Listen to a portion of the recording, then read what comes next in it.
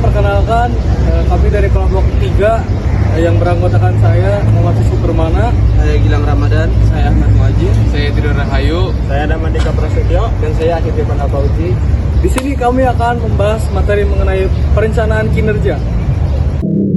Baik, pada kesempatan kali ini kami akan membahas mengenai perencanaan kinerja. Perencanaan kinerja dan pengembangan kinerja merupakan proses penyusunan rencana kinerja sebagai penjabaran dari sasaran dan program yang telah ditetapkan dalam rencana strategis. Di dalam rencana kinerja ditetapkan rencana capaian kinerja tahunan untuk seluruh indikator kinerja yang ada pada tingkat sasaran dan kegiatan. Penyusunan rencana kinerja dilakukan seiring dengan adanya penyusunan dan kebijakan anggaran serta komitmen bagi instansi untuk mencapainya dalam tahunan tertentu. Pengembangan kinerja merupakan serangkaian upaya untuk meningkatkan kinerja karyawan dan organisasi secara keseluruhan. Hal ini meliputi berbagai strategi dan program yang telah dirancang untuk meningkatkan kemampuan, keterampilan, dan pengetahuan karyawan, serta meningkatkan efektivitas organisasi. Slide selanjutnya ada manfaat perencanaan kinerja bagi perusahaan. Di sini ada 4. Yang pertama, menentukan tujuan yang jelas dan dapat dicapai. Dengan menyusun performance planning akan membantu perusahaan dalam menetapkan tujuan yang jelas, merealisasikan ekspektasi, mendiskusikan kemajuan perusahaan di masa depan bersama rekan atau tim kerja, serta dapat mencari solusi efektif untuk menyelesaikan setiap masalah. Yang kedua ada menjadi penghubung kesenjangan. Dalam sebuah survei dilakukan American Psychological Association menunjukkan bahwa terdapat banyak karyawan yang mengajukan desain dari pekerjaan karena merasa tidak dihargai. Perencanaan kinerja dapat membantu perusahaan untuk menjembatani kesempatan antara perusahaan dengan hal ini dapat menjadi waktu yang tepat memberitahu karyawan tentang pencapaian terbaru perusahaan. Yang ketiga ada lebih memahami tentang kebiasaan dalam mencapai sasaran. Kunci dalam membantu karyawan meningkatkan keterampilan mereka adalah dengan terus menantang mereka, hindari terlalu banyak menggunakan dan meremehkan orang-orang terbaik.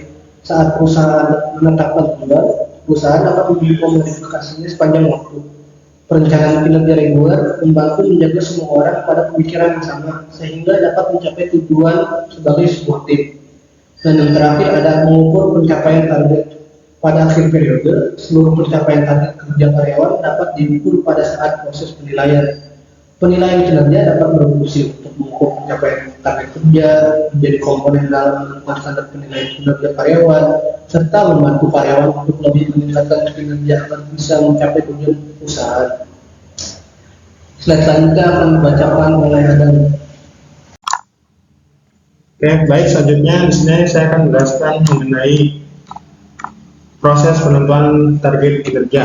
Di sini ada 5 tahap. Yang pertama ada spesifik, yang kedua measurable, yang ketiga achievable, yang keempat ada relevan, dan yang kelima adalah time bound. Yang pertama adalah spesifik. Spesifik adalah target pencapaian proyek harus dibuat secara jelas atau spesifik. Hal ini bertujuan untuk perusahaan tidak kehilangan fokus di tengah jalan. Nah, selanjutnya yang kedua ada measurable atau terukur. Terukur ini adalah target yang akan membuat perusahaan lebih termotivasi untuk menyelesaikan pencapaian tujuan.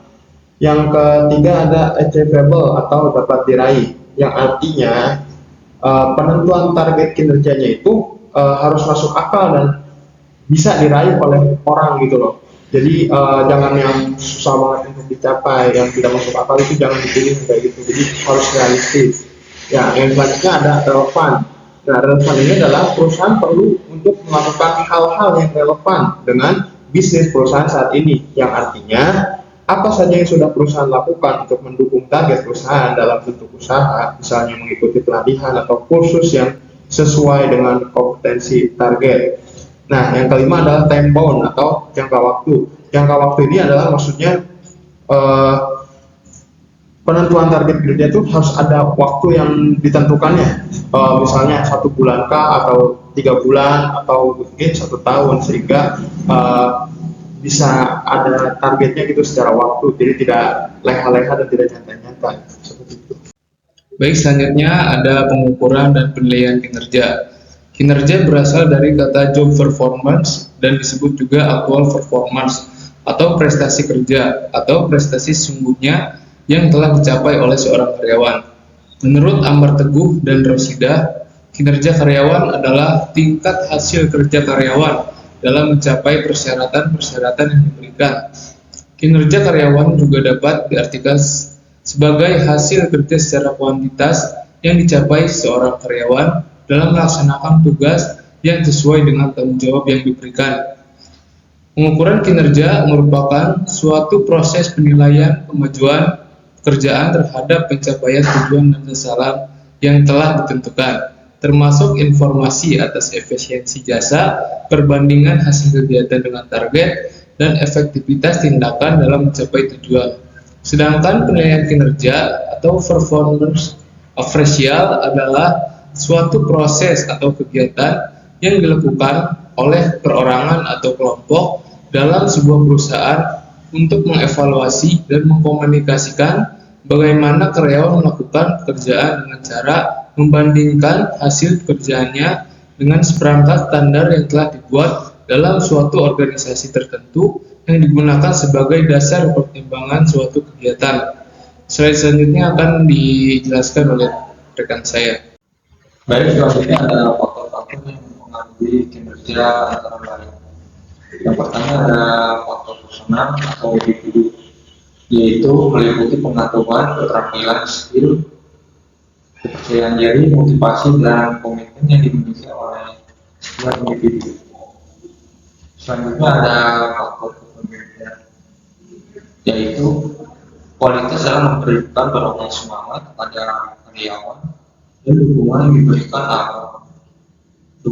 diberikan oleh manajer tersebut. Selanjutnya ada faktor tim, meliputi kualitas dan semangat yang diberikan oleh rekan kerja. Itu kepercayaan diri terhadap sesama anggota tim, kekompakan dan keakraban setiap anggota tim. Selanjutnya ada faktor sistem, yaitu sistem kerja, fasilitas kerja atau infrastruktur yang diberikan oleh organisasi tersebut, proses organisasi dan kultur kerja dalam organisasi tersebut. Selanjutnya ada faktor kontekstual, yaitu tekanan dan perubahan lingkungan eksternal dan internal.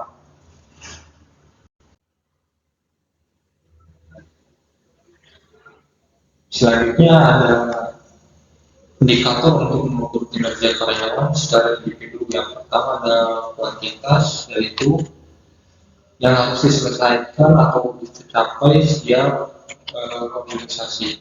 Pengukuran kuantitas melibatkan perhitungan pengeluaran dari proses atau pelaksanaan kegiatan itu sendiri berkaitan dengan jumlah pengeluaran yang dihasilkan.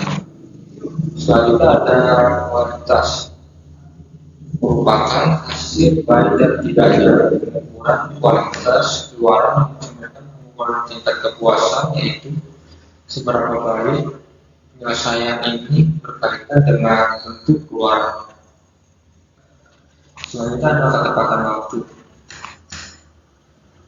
merupakan suatu kegiatan tidak sesuai dengan tenggat waktu direncanakan dengan pengukuran kuantitas yang menentukan ketetapan waktu penyelesaian suatu kegiatan. Selanjutnya akan dibacakan oleh rekan saya. Oke, baik. Di sini saya akan menjelaskan tentang kriteria sistem pengukuran kinerja untuk Ausdana pada tahun 2019 halaman 20, yaitu ada 5. Yang pertama ada relevan, yang kedua ada sensitivitas, yang ketiga ada reaktivitas, yang keempat akseptabilitas, dan yang kelima ada praktis. Nah, relevan mempunyai makna. Yang pertama, terdapat kaitan yang erat antara perusahaan atau pekerja tertentu dengan tujuan organisasi. Dan yang kedua, terdapat keterkaitan yang jelas antara analisis suatu pekerjaan yang telah diidentifikasi melalui analisis jabatan dengan dimensi yang akan dinilai dalam form penilaian. Yang kedua ada sensitivitas. Sensitivitas berarti adanya kemampuan sistem penilaian kinerja dalam membedakan pegawai yang efektif dan pegawai yang tidak efektif. Dan yang ketiga ada reliabilitas. Reliabilitas dalam konteks ini berarti konsistensi penilaian dengan kata lain, sekalipun instrumen tersebut digunakan oleh dua orang yang berbeda dalam menilai suatu pegawai, maka hasil penilaiannya akan cenderung sama. Yang ketiga ada akseptabilitas. Nah, akseptabilitas berarti bahwa pengukuran kinerja yang dirancang dapat diterima oleh pihak-pihak yang menggunakannya. Dan yang kelima ada praktis. Praktis berarti bahwa instrumen penilaian yang disepakati mudah dimengerti oleh pihak-pihak yang terkait dalam proses penilaian tersebut. Selanjutnya, hubungan perencanaan kinerja dan KPI atau Key Performance Indicator. Key Performance Indicator atau KPI adalah alat pengukuran kinerja yang digunakan dalam perencanaan strategi perusahaan. KPI digunakan untuk menerjemahkan rencana strategi perusahaan dan sebagai alat pengukur kinerja. KPI menjadi pengukur kualitatif bagi performa yang diukur secara spesifik dengan batas waktu yang tertentu. KPI juga membantu tim untuk membuat target serta memberi ruang bagi insight yang dapat membantu tim membuat keputusan secara lebih baik. Sehingga KPI membantu dalam membuat perencanaan strategi pada perusahaan. Selanjutnya akan disampaikan dan dijelaskan oleh rekan saya. Dari pembahasan kali ini mengenai perencanaan kinerja, kami dapat menarik kesimpulan bahwa perencanaan kinerja merupakan proses penyusunan rencana kinerja, penjabaran dari sasaran dan program yang telah ditetapkan dalam rencana strategis. Di dalam rencana kinerja ditetapkan rencana capaian kinerja tahunan untuk seluruh indikator kinerja yang ada pada tingkat sasaran dan kegiatan. Baik, sekian dari kelompok kami, kurang lebihnya mohon maaf. Wassalamualaikum warahmatullahi wabarakatuh.